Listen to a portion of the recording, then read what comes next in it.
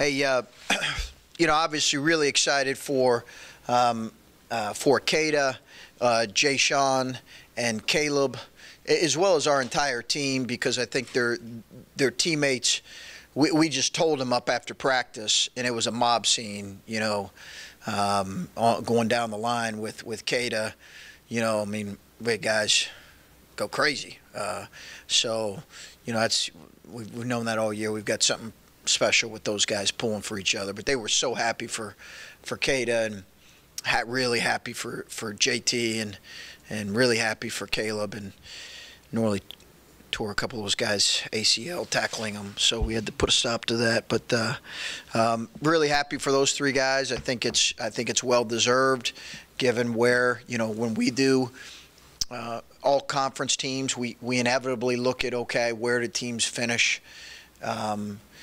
in the season, and we usually go off the top 3, 4, 5 teams in the league. So really well deserved, and just really happy for them.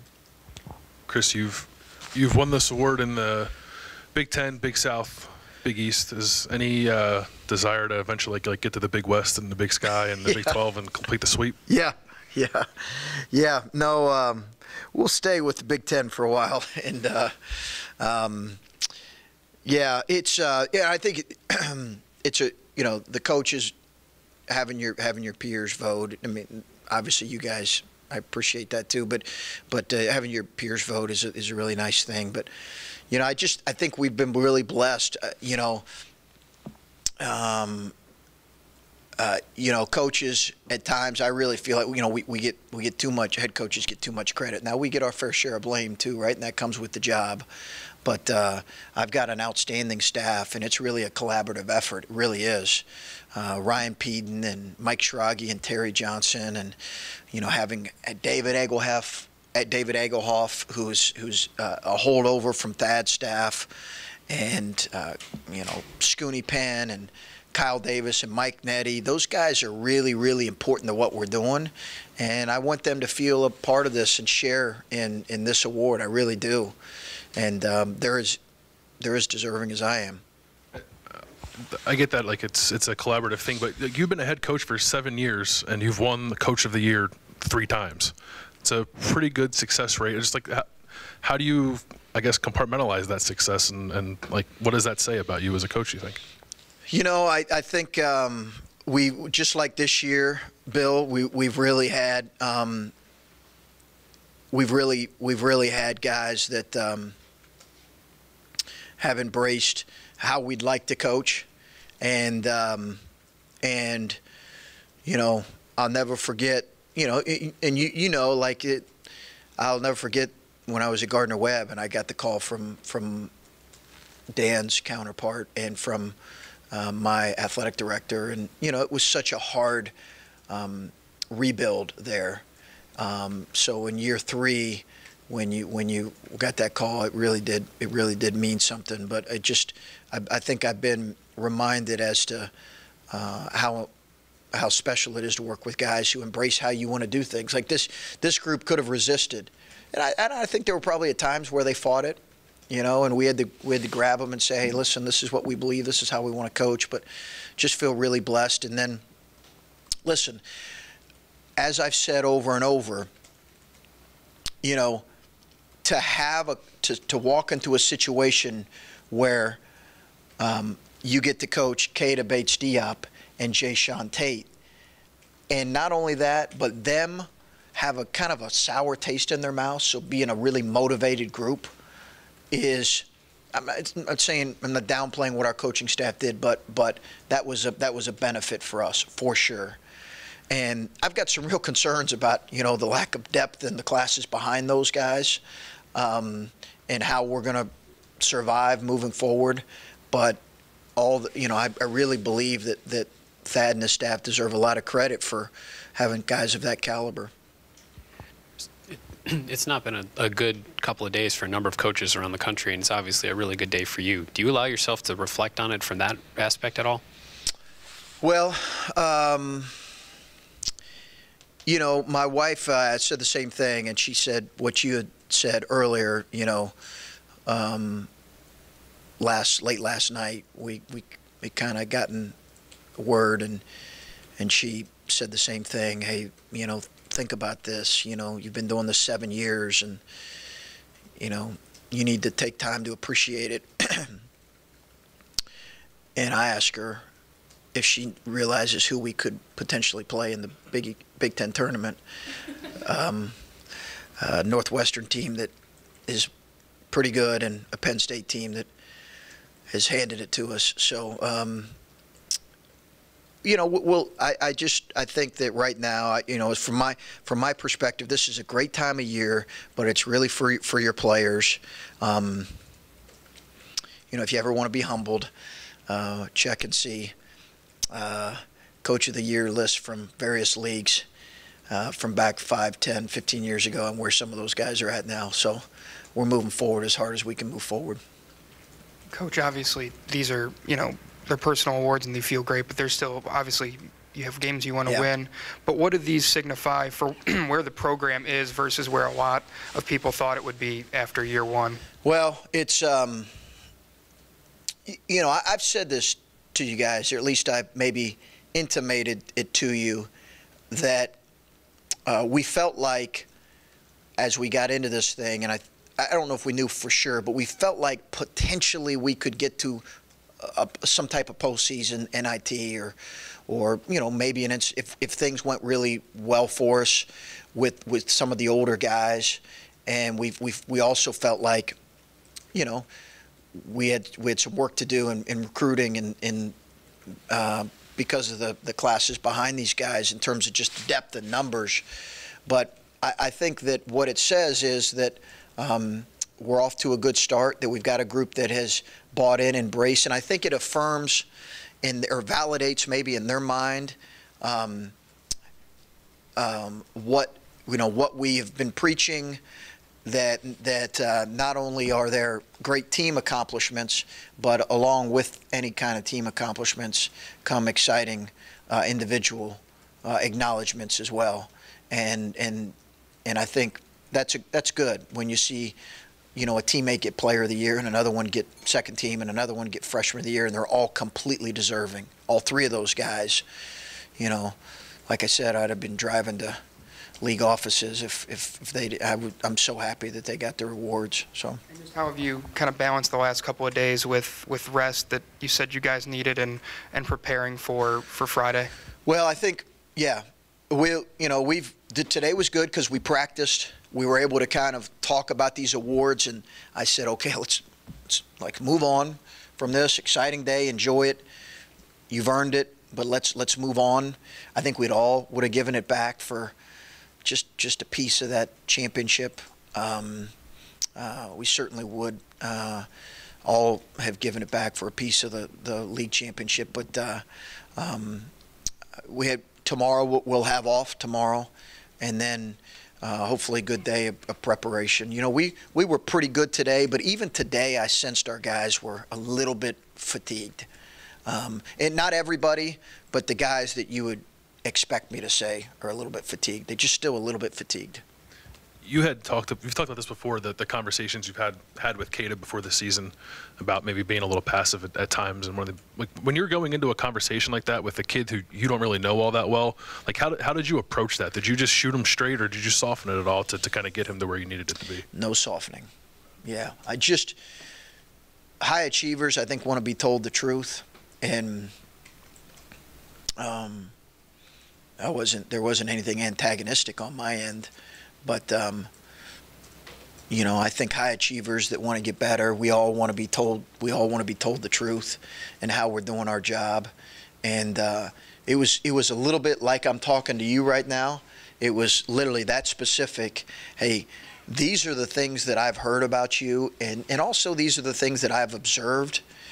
Let me hit on the positives, and then let me talk real frankly about why maybe you haven't achieved quite what you would hope to achieve, at least from a competitor's perspective, from a competitor in the league that's going against you. And I think those are good things, good things to hear. And I want to hear other coaches talk about how, you know, when playing against us, ways in which they attacked us and ways in which they felt like we weren't as strong as we needed to be, because that helps us as a coaching staff. So it was just really direct with him, Bill, and he said to me, hey, I think his exact words were, you know, thanks for telling me this, because I need to hear this. Coach, just with, I know we've talked about how cramped the schedule has felt this season with the tournament moving up a week early, but do you guys feel like that might have given you a little bit of an advantage here come tournament time, when you have to play like 3 or 4 games back to back to back to back, and then when you get into March Madness where you're playing so often and don't have much time to I mean, do you think that's given you a little bit of an advantage? It might, maybe. You know, I think, yeah, maybe. I think at those you're trying to stay committed to kind of your core principles offensively and defensively when you have a quick turnaround. Sometimes when you have a lot of time of preparation, you can outthink yourself. I've done that before, where you outthink yourself, and you know, so you really have to commit to kind of how you play in this situation and just take whether you win or you lose. But we'll see. I'm not sure. That's a good question. I'm not sure. Take 2 quick ones, and I got to get into this radio show. Oh, yeah. I'll do it, then you can. I can do a couple more, because if I'm late to my radio show, that's okay. All right. Well, your teams you're playing are 6:30 on Thursday night. Just curious, how do you guys handle? Do you practice here Thursday, then fly there, and then have a meeting after the game's over Thursday night to say, okay, this team won, and will one of your people be on site at the Garden to watch that game? Multiple guys will be on site to live scout. We will practice here. That's the plan right now, and then head to New York. We will have a game plan in place for both teams. You know, tomorrow, finish it up kind of on Wednesday for both teams, and how we would like to attack them. That is the way we'll approach it. We'll kind of have personnel and offense and defense game plan for both teams by tomorrow. So in light of the college basketball scandal that's kind of been going around recently, what are you thinking about that, and do you think that corruption is widespread? Wow, you left a tough one there for the end. Golly, I got a radio show I got to get to. You know, listen, I don't know how involved it is, but you hear stories out on the road, and you hear stories not only out on the road but in recruiting, that you know, I quite frankly, I've been told, hey, this isn't your type of recruiting situation. You know, from a guy who's known this. I've heard that multiple times. Hey, Chris, this isn't something you want to get involved with. And I'm like, okay, he's a good player, but thank you. And that usually comes from someone who knows the situation. So the specifics of it, you know, the only thing I would say right now is I just, you know, we love, all of us, we all love scandal. We do. Not the show. Some of us in here love the show too, but we all love scandal. And I just think I would caution, you know, I do think it goes on, but let's make sure that all the facts are there, and all the evidence is there, and there are varying degrees of violations that occur. And, you know, there's a difference between a speeding ticket and a assault. And both you know, both are against the law, but there is a difference in the penalties. So I just think let's make sure we get all the information here. What is it that you think it takes to be a good coach when you are out, when you're speaking to groups and you're speaking, I don't know, to young coaches or some other thing? I don't know if you have a spiel. You say, these are the 3 things I believe in to be a good coach. Or what is it that you're coach of the year, what did you do well? Yeah, I would say, Doug, the biggest thing for me in coaching is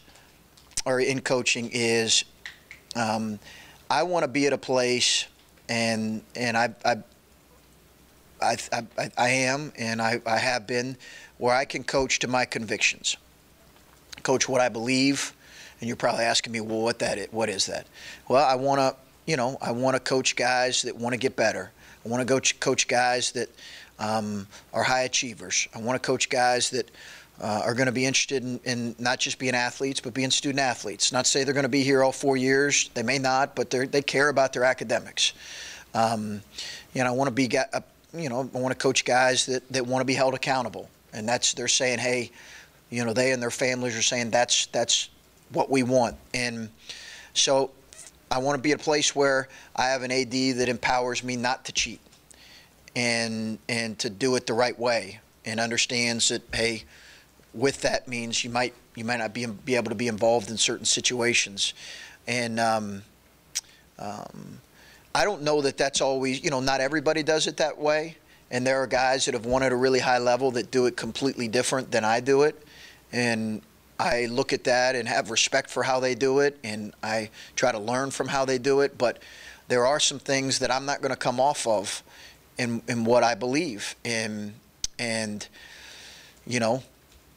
this is the way I feel like I feel strongly the way we're going to do it. So coaching to my convictions is probably most important.